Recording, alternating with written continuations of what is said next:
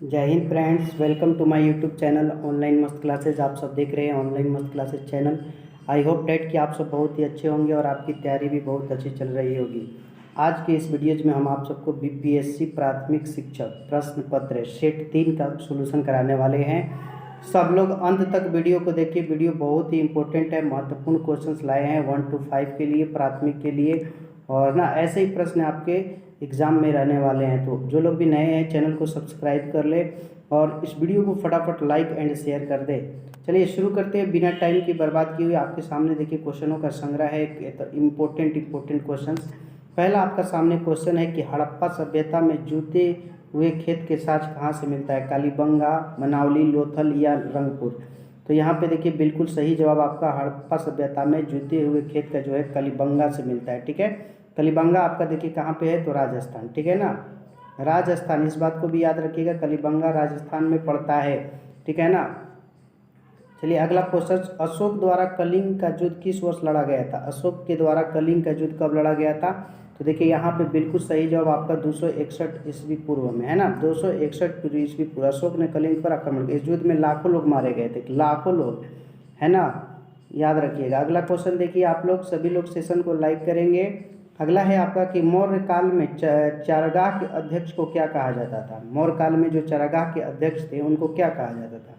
तो इसका बिल्कुल ही आपका सी हो जाएगा, है ना, विविता अध्यक्ष, विविता अध्यक्ष कहते थे, है ना। अगला क्वेश्चन आपका है कि गुप्त काल में पुग किसे कहा जाता था? गुप्त काल में पुग, पुग किसे कहा जाता था? बहुत अच्छा क्वेश्चन है। पुग जो है ना आपका न्यायालय को पुग कहा जाता था। ठीक है, न्यायालय को पुग कहा जाता था। न्यायालय जो होते 4 वर्ग होते थे। इसमें कितने न्यायालय में वर्ग होते थे? 4 वर्ग। ठीक है, चलिए अगला क्वेश्चन आपका है कि निम्नलिखित में से कौन सी रचना हर्षवर्धन से संबंधित है? नागानंद, प्रियदर्शिका और रत्नावली और काव्य दर्शन। तो चलिए यहाँ पे आपका बिल्कुल सही जवाब 5 में आपका डी हो जाएगा, काव्य दर्शन। काव्य दर्शन बिल्कुल सही है। ठीक है, चलिए अगला क्वेश्चन देखते हैं 6 नंबर आपका क्वेश्चन कहता है कि मंदसौर अभिलेख का संबंध किस शासक से है? रुद्रदामन, खारवेल, यशोवर्मन, स्कंदगुप्त। तो यहाँ पे चलिए आपका देखिए बिल्कुल सही जवाब मंदसौर में आपका बिल्कुल 6 नंबर में यशोवर्मन, यशोवर्मन सही जवाब है ना। आगे क्वेश्चन से पढ़ते हैं 7, मोहम्मद गोरी को भारत में पहली बार किसने पराजित किया था? बहुत ही मस्त क्वेश्चन है और यहाँ पे आपका बिल्कुल सही जवाब सी हो जाएगा, पृथ्वीराज चौहान ने। कब पराजित किया था? तो 1191 में तराइन युद्ध में। ठीक है ना, याद रखिएगा, तराइन युद्ध में। सॉरी, यहाँ पे थोड़ा सा ना, पहला तराइन का युद्ध हुआ था, लेकिन यहाँ पे आपको कहा है कि कब हराया था पहली बार। मोहम्मद गोरी को पहली बार किसने पराजित किया था?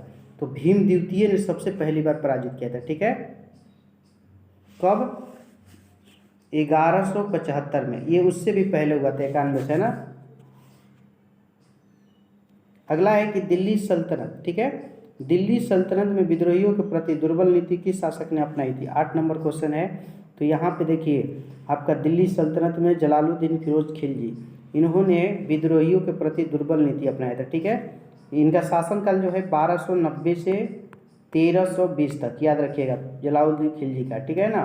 9 नंबर सवाल है आपका कि दिल्ली सल्तनत में किस सुल्तान ने सैनिकों को नगद वेतन देने का, है ना, प्रथा प्रारंभ किया? इल्तुतमिश, बलबन, अलाउद्दीन खिलजी या फिरोज तुगलक। तो यहाँ पे 9 नंबर सी में देखिए, 9 का एकदम बिल्कुल सही जवाब सी हो जाएगा। अलाउद्दीन खिलजी ने सैनिकों को नगद वेतन देने का, क्योंकि इसके सैनिक में लाखों लोग थे, लाखों सैनिक थे इसके, है ना। तो और इसने चिन्ह का भी इस्तेमाल किया था, सैनिकों को पहचानने के लिए चिन्ह का इस्तेमाल किया था। ठीक है, 10 नंबर क्वेश्चन है, अद्वैतवाद मत के प्रतिपादक कौन थे? शंकराचार्य, रामानुज, निम्बार्क या विष्णु स्वामी। तो यहाँ देखिए अद्वैतवाद के प्रतिपादक जो थे ना वो आपके शंकराचार्य थे, ये बिल्कुल सही है। चलिए अगला क्वेश्चन देखते हैं आप लोग, है ना, सभी लोग सेशन को लाइक करेंगे। 11 नंबर, निम्नलिखित में किस मुगल बादशाह ने न्याय की प्रसिद्ध जंजीर लगवाई थी? न्याय की प्रसिद्ध जंजीर जो है आपका कहाँ लगा था? तो कंधार में था। और ये बात याद है किसने लगाया था? तो 11 में आपका ए होगा, जहांगीर, जहांगीर ने लगवाया था। ठीक है, 11 का ए बिल्कुल सही है, जहांगीर ने। अगला क्वेश्चन देखते हैं 12 नंबर क्वेश्चन आपका क्या कहता है। एक क्वेश्चन इंपॉर्टेंट है ना। अगर 12 नंबर है कि निम्नलिखित में से किसने दारा सिकों को लघु अकबर कहा था? दारा सिकों को लघु अकबर की, है ना, टाइटल किसने दिया था? तो ये लेनपुल, लेनपुल ने, है ना, लेनपुल ने उसको लघु अकबर कहा था। दारा सिकों को सिर्रे अकबर, दारा सिकों को सिर्रे अकबर के नाम से भी जाना जाता है, सिर्रे अकबर, इस बात को भी याद रखिएगा, सिर्रे अकबर। ठीक है, चलिए अगला क्वेश्चन आपका है, किस सिख गुरु ने सिखों को एक सैनिक संप्रदाय के रूप में परिवर्तित किया था? किस सिख गुरु ने सिखों को सैनिक संप्रदाय के रूप में? तो यहाँ पे आपका गुरु हरगोविंद, 13 का सी सही है, गुरु हरगोविंद। ठीक है, छठे गुरु थे ये, सिखों के छठवें गुरु थे, इस बात को भी ख्याल रखिएगा। ठीक है, सभी लोग सेशन को लाइक करेंगे।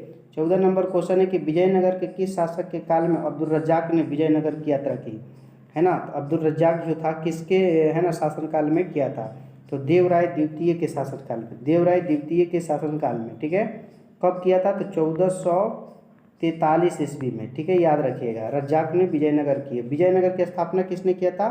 तो हरिहर एवं बुक्का नामक दो भाइयों ने, हरिहर एवं बुक्का, इस बात को भी ख्याल रखिएगा, हरिहर एवं बुक्का नामक दो भाइयों ने। ठीक है, अगला है 15 नंबर क्वेश्चन की वांडीवास का युद्ध कब हुआ था? अच्छा क्वेश्चन है, और यहाँ पे आपका बिल्कुल भी सही हो जाएगा, 1760 ईस्वी में वांडीवास का युद्ध हुआ था। ठीक है ना, ये इस समय भी तृतीय ना कर्नाटक युद्ध भी हुआ था, तृतीय कर्नाटक युद्ध इसी समय हुआ था 1760 में, याद रखिएगा। ठीक है, ओके। अगला क्वेश्चन, अहमद शाह अब्दाली, है ना, कि भारत पर प्रथम आक्रमण के समय मुगल बादशाह कौन था? अहमद शाह अब्दाली जब आक्रमण किया था तो उस वक्त मुगल बादशाह कौन था? देखिए मोहम्मद शाह था। ठीक है, मोहम्मद शाह था, और एक बात याद रखिएगा, मोहम्मद शाह को रंगीला बादशाह भी कहा जाता है, रंगीला बादशाह के नाम से। ठीक है, चलिए अगला क्वेश्चन है, प्लासी का युद्ध कब हुआ था? इजी क्वेश्चन है, और यहाँ पे सब कुछ सही करेंगे। चलिए बिल्कुल यहाँ पे आपका बी ऑप्शन सही है, 1757 में। ठीक है, प्लासी में, है ना, किसके बीच हुआ था? तो सिराजुद्दौला। ठीक है, याद रखेंगे, सिराजुद्दौला और रॉबर्ट क्लाइव, किसके सिराजुद्दौला और रॉबर्ट क्लाइव के बीच हुआ था।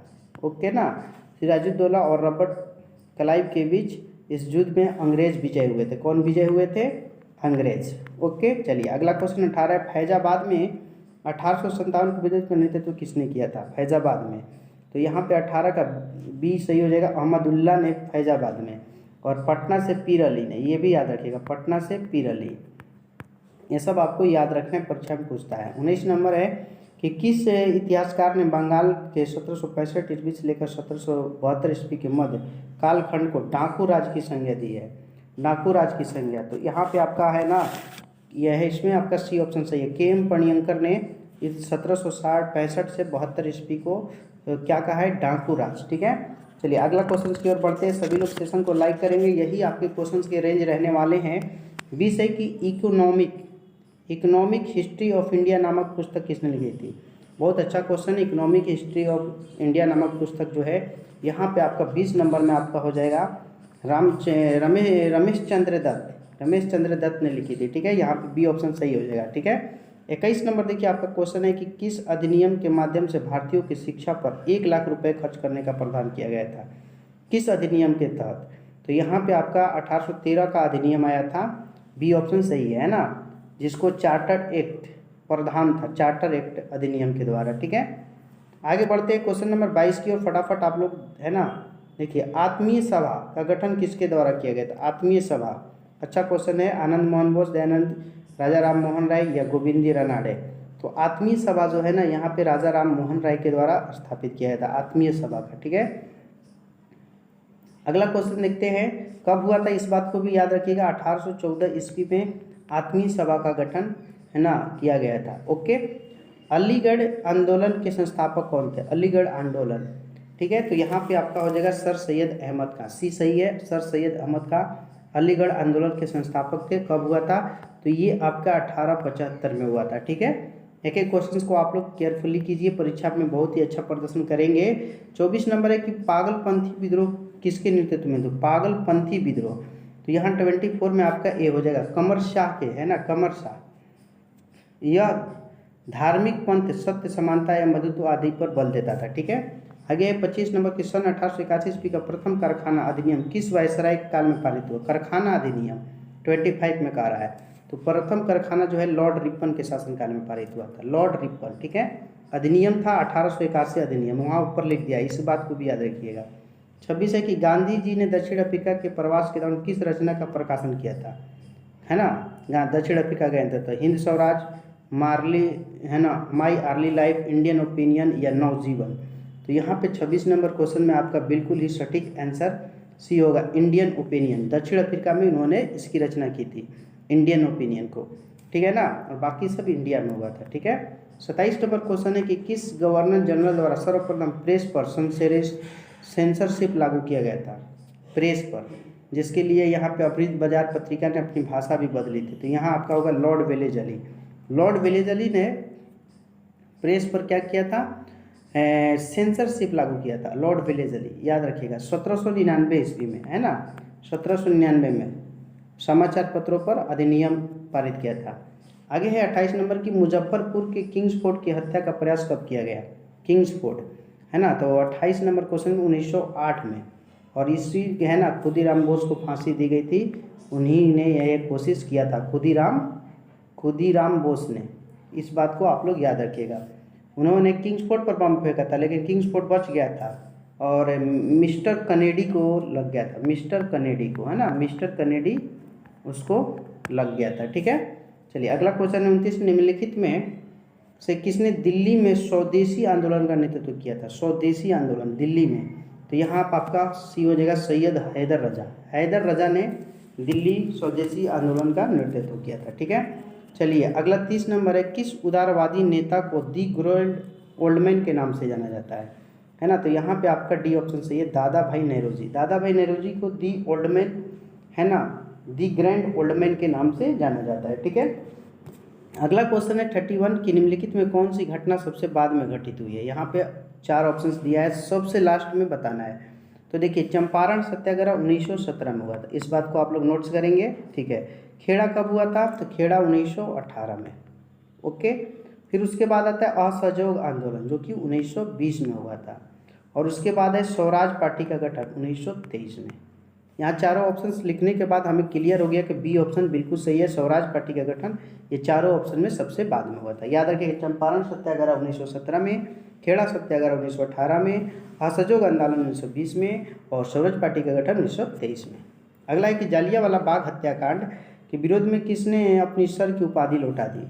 तो सर की उपाधि किसने लौटा दी थी, तो यहाँ पे रविंद्रनाथ टैगोर, रविंद्रनाथ को सर की उपाधि दी गई थी, लेकिन उन्होंने जालियांवाला बाग को हत्याकांड के बाद उन्होंने इस उपाधि को वापस लौटा दिया, ठीक है।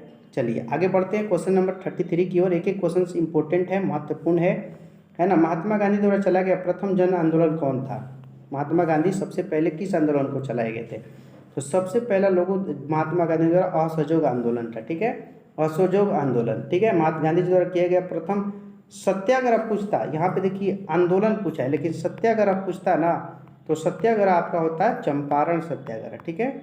चंपारण सत्याग्रह सबसे पहले होता है, लेकिन यहाँ पे आंदोलन पूछा है तो असहयोग आंदोलन होगा और 1920 में, ठीक है। चलिए अगला क्वेश्चन देखते हैं 34 आपका क्वेश्चन है कि निम्नलिखित में से किसके सुझाव पर भारतीयों को साइमन कमीशन से बाहर रखा गया। बहुत अच्छा क्वेश्चन है, किसके सुझाव पर साइमन कमीशन से बाहर रखा गया, तो इसमें होगा लॉर्ड इरविन। लॉर्ड इरविन के, है ना, और लॉर्ड इरविन का शासनकाल जान लीजिए कितना से कितना, 1926 से 31 तक लॉर्ड इरविन का शासनकाल था, ठीक है, 1926 से। और साइमन कमीशन 1919 में भारत आया था। साइमन कमीशन कब भारत आया था, इस बात को भी याद रखिएगा, साइमन कमीशन 1928 में भारत आया था, ठीक है। आगे क्वेश्चन है कि द्वितीय विश्व युद्ध, इजी क्वेश्चन है, कब शुरू हुआ था, इसकी तो कोई गलती नहीं करना चाहिए, और यहाँ पे आपका बी ऑप्शन सही है, 1939 में। और द्वितीय विश्व युद्ध के जर्मनी के पोलैंड पर आक्रमण से, जर्मनी ने किस पर आक्रमण किया था, पोलैंड पर, और इसी आक्रमण से द्वितीय विश्व युद्ध की शुरुआत हुई थी, याद रखिएगा, 1 सितंबर 1939, ओके। आगे निम्नलिखित में कौन सा युग्म सुमेलित नहीं है, सही चुनना है कि कौन इसमें से नहीं है, 36 में, ठीक है। यहाँ पे देखिए लॉर्ड इरविन रिपन पहला जो है ना, ये पहला जो दिया है कम्युनल अवार्ड, ये एकदम गलत है, लॉर्ड रिपन से नहीं है, ठीक है, लॉर्ड रिपन से नहीं होगा, ये लॉर्ड रिपन का नहीं, लॉर्ड वेलिंगटन था, इसके समय में कौन था, वेलिंगटन, तो यहाँ पे आपका ए ऑप्शन सही है। वेलिंगटन के समय में कम्युनल अवार्ड 1932 में आया था। ठीक है, चलिए आगे बढ़ते हैं। झंडा गीत निम्नलिखित किसके द्वारा लिखा गया था? झंडा गीत है ना, तो यहाँ पे देखिए झंडा गीत है, क्वेश्चन को ध्यान से देखिएगा। तो ये श्यामालाल प्रसाद के द्वारा लिखा गया था झंडा गीत। ओके, और ये गीत कौन सा है? तो विजयी विश्व तिरंगा प्यारा, विजयी विश्व तिरंगा प्यारा, यही हमारा झंडा गीत है। ठीक है, चलिए आगे बढ़ते हैं। 38 निम्नलिखित में कौन सी कोविड-19 वैक्सीन डीएनए आधारित वैक्सीन है? इसमें से कोविड-19 वैक्सीन डीएनए आधारित वैक्सीन का नाम बताना है। तो 38 में आपका हो जाएगा जैकोब डी। जैकोब डी जो है डीएनए वैक्सीन है। ठीक है ना। आगे है कि कौन सी संगठन ऑपरेशन ग्रीन को कार्यान्वित करता है? ऑपरेशन ग्रीन, ऑपरेशन ग्रीन, तो यहाँ पे आपका हो जाएगा नैफेड। नैफेड जो देख रहे हैं नैफेड, ए ऑप्शन ये आपका सही होगा। ठीक है, और ऑप्शन बिल्कुल सही है। आगे आर्थिक सर्वेक्षण किसके द्वारा प्रकाशित होता है? आर्थिक सर्वेक्षण जो रुपये पैसों का हो तो किसके द्वारा होता है? तो यहाँ पे आपका हो जाएगा 40 में ए, वित्त मंत्रालय के द्वारा। ठीक है ना। आगे बढ़ते हैं क्वेश्चन नंबर 41 आपका कहता है कि सर्व शिक्षा अभियान का उद्देश्य किस आयु के बच्चों को शिक्षा का प्रोत्साहन करना है? तो 5 से 9, 6 से 14, 14 से 21, इनमें से कोई नहीं। तो यहाँ पे देखिए 41 में आपका बिल्कुल ही बी ऑप्शन हो जाएगा। 6 से 14 वर्ष के बच्चों को सर्व शिक्षा अभियान के तहत शिक्षा देने का है ना, प्रोत्साहित करना है। ठीक है, चलिए आगे बढ़ते हैं। 42 वह उद्योग जो खनिजों का उपयोग कच्चे माल के तौर पर करते हैं कहलाते हैं कच्चे माल के रूप में। तो देखिए खनिज का उपयोग कच्चे माल के रूप में जब भी इस्तेमाल होगा तो उसे हम कहेंगे खनिज आधारित उद्योग। या 42 में आपका डी ऑप्शन सही हो जाएगा। 42 में डी बिल्कुल सही है, खनिज आधारित उद्योग इसको कहेंगे। ठीक है ना। आगे देखिए 43 नंबर आपका सवाल है कि निम्नलिखित कंद फसलों में से किसे गरीब का मित्र कहा जाता है? शकरकंद, आलू, कचालू या रतालू? इसमें से कौन सा ऐसा चीज़ है कंद फसल जो है ना गरीब का साथी कहलाता है? तो इसमें आपका आलू हो जाएगा। कंद फसलों में आलू को गरीब का मित्र कहा जाता है। ठीक है, चलिए आगे बढ़ते हैं। क्वेश्चन बहुत अच्छे। भारतीय मौसम विज्ञान संस्थान कहाँ स्थित है? मौसम संस्थान विज्ञान पूछा है, तो ये आपका नई दिल्ली में। भारतीय मौसम विज्ञान संस्थान कहाँ स्थित है? तो नई दिल्ली में। ठीक है, आगे बढ़ते हैं। क्वेश्चन नंबर देखिए दक्षिण एशियाई संगठन जिसको हम सार्क की स्थापना कब हुई थी? बहुत अच्छा क्वेश्चन है। सार्क के 8 देश होते हैं। सार्क की स्थापना जो है 1985 ईस्वी में हुई थी। और इसका मुख्यालय कहाँ है? तो इस बात को भी आप लोग नोट्स कर लेंगे, इसका मुख्यालय काठमांडू में है। ठीक है ना, काठमांडू। ओके, चलिए अगला क्वेश्चन है निम्न में कौन सुमेलित नहीं है? तो देखिए मैकमोहन का भारत और चीन, ये तो एकदम सही है ना। आगे है ना हिजपो हिडेनबर्ग रेखा जर्मनी एवं पोलैंड, ये भी सही है 46 का है ना। तो यहाँ पे मेनर हिम रेखा रूस एवं फिनलैंड, ये भी है सटीक। यहाँ पे मैग्नीकोट रेखा फ्रांस और स्पेन, तो बिल्कुल ये ऑप्शन सटीक नहीं है। तो आपका डी ऑप्शन इसमें सही होगा। ये तीनों सही था है ना, तो यहाँ पे 46 का डी सही होने वाला है। ओके, सही था। इंदिरा गांधी परमाणु अनुसंधान केंद्र कहाँ स्थित है? इंदिरा गांधी परमाणु अनुसंधान केंद्र तेलंगाना, आंध्र प्रदेश, तमिलनाडु या केरल? तो यहाँ पे आपका 47 में सी हो जाएगा, तमिलनाडु में। ठीक है, तमिलनाडु बिल्कुल सही है। कब हुआ था ये इसकी स्थापना? तो 1971 ईस्वी में। इस बात को भी आप लोग नोट्स कर लेंगे। ओके, 1971 में। 48 है अंडमान और निकोबार द्वीप समूह में कितने द्वीपों का नाम परमवीर चक्र विजेताओं के नाम पर रखा गया है? तो यहाँ पे देखिए 21 ऑप्शन सही हो जाएगा, 21 लोगों के नाम पर। ठीक है, 21 अंडमान निकोबार द्वीप समूह के कितने द्वीपों का नाम परमवीर चक्र विजेता? 21 परमवीर चक्र विजेताओं के नाम पर द्वीपों का नाम रखा गया है। ठीक है ना। चलिए आगे 49 दुनिया की पहली तरल हाइड्रोजन संचालित नौका का नाम क्या है? यानी हाइड्रोजन से तरल हाइड्रोजन संचालित नौका का नाम दुनिया का पहला, तो यहाँ पे आपका MF हाइड्रा होगा, MF हाइड्रा। ठीक है, दुनिया की पहली फेरी MF हाइड्रा सफलतापूर्वक लॉन्च किया। यह फेरी बैटरी और तरल हाइड्रोजन ईंधन सेल दोनों का उपयोग करती है। ठीक है, चलिए आगे 50 नंबर आपका सवाल है कि अंतरिक्ष भारतीय अनुसंधान संगठन जिसको इसरो कहते हैं अपने 12 वर्ष पुराने उपग्रह मेगा टॉपिक्स को किस महासागर में गिराया? 12 साल पुराना था, इसको किस सागर में गिराया है? तो इसको ना प्रशांत महासागर में गिरा दिया है। ठीक है, कब? तो 10 मार्च 2023 को अपने 12 वर्ष पुराने उपग्रह टॉपिक्स को पृथ्वी की कक्षा में प्रशांत महासागर में सफलतापूर्वक नीचे उतारा गया।